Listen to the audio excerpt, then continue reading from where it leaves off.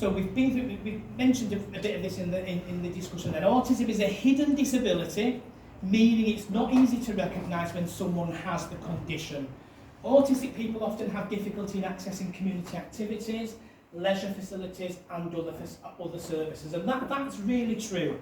And it's partly because unless you take somebody out of their comfort zone, they might be unlikely to get themselves involved with something.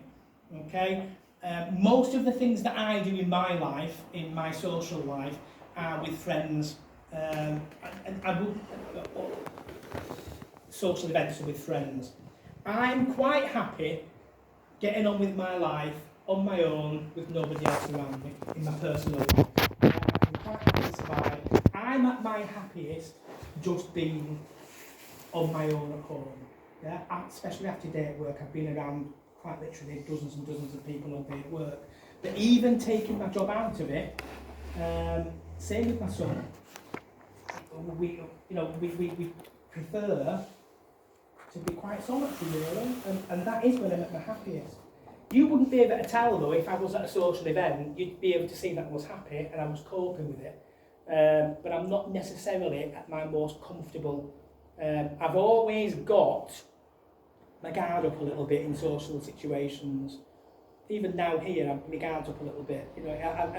And you know what? For someone with autism, I think that can become exhausting for them, having to have that sort of guardedness around them almost all the time when you're around other people can be exhausting, especially for young people who've not learned how to perhaps cope with that over time.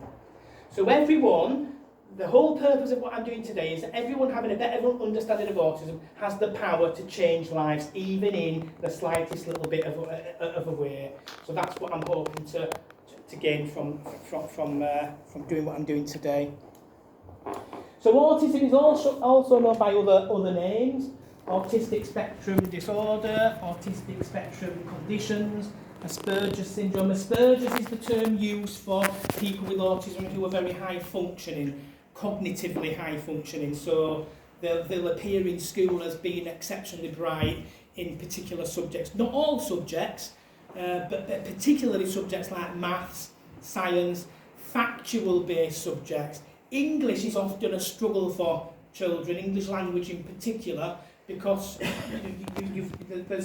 it's not facts, is it? You've got to have a lot of inference and deduction in English. So often children with autism do struggle with the subject of English language. And this one, pervasive developmental disorder, is another term, that sort of umbrella term for a lot of autistic spectrum conditions. So it's like a rainbow autism, it's a spectrum.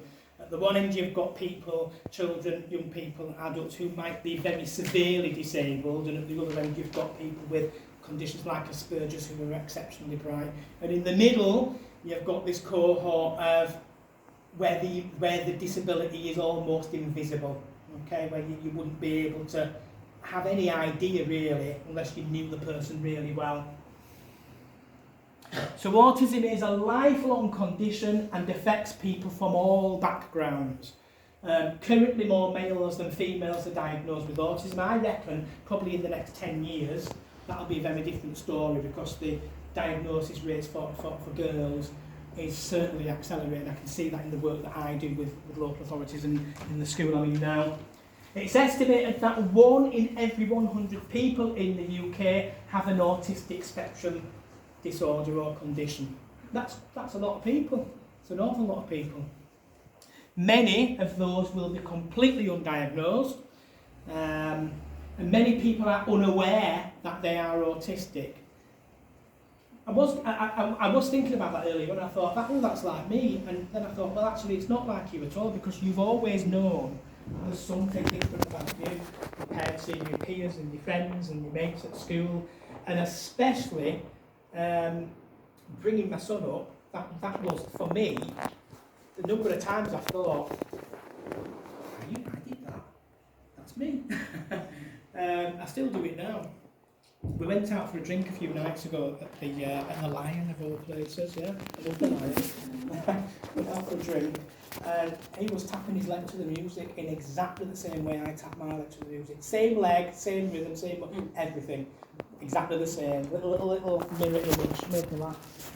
And of course, that's especially true of adults in terms of many people not being aware that they might be autistic or have autistic traits. The number of times you'll probably hear people say, oh, I've got lots of traits of autism. If I was assessed, I'd probably, I'd probably come out as being autistic myself. So, autistic people have differences in the following areas. So one is social communication and social interaction.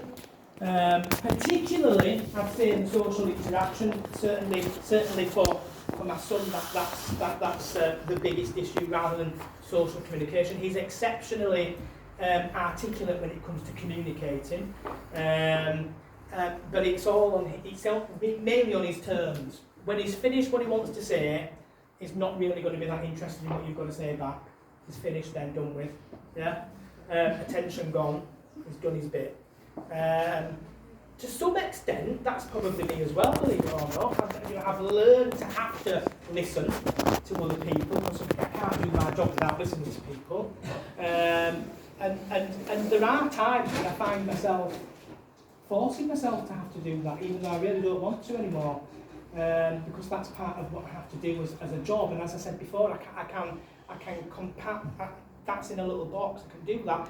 In my personal life, that's a different matter. If I don't want to listen to someone outside of work, I'll just say, yes. Do you find that you don't want to have to listen if it's going to trigger you as well? So sometimes I'll be having Don will want a conversation with me and it's not what I want to hear, and I will kind of just start doing something else instead, like distract myself because I don't want to hear it. Do you find that? Yeah, but I think that's probably the same with a lot of people, isn't it? When if you don't want to hear something, that's probably a trait of lots of people. Probably for me, and a lot of people who might struggle with sort of social interactions, it's going to be more about I want to make a point, and I wouldn't want to leave it till I've made my point. Is it in case you forget it? No, it's because I want to make a point, and in me it would be something that I'd really have a desire to do, and I'd do it, and we wouldn't stop our interaction until I've got my point across, whether you liked it or not. So I'd find a way of getting that in somewhere, and if I didn't, I'd probably have a sleepless night and it would really play on the mind for a long time that I'd not been able to get the point across. Sounds strange, doesn't it? But that's. This is why people with neurodevelopmental conditions often end up in getting themselves into trouble, because they'll get themselves into a situation that they feel they've got to fight for, when really it's not that important, really, in the big scheme of things. So social interaction, social communication, social imagination and flexibility of thought. Not just any imagination. I've heard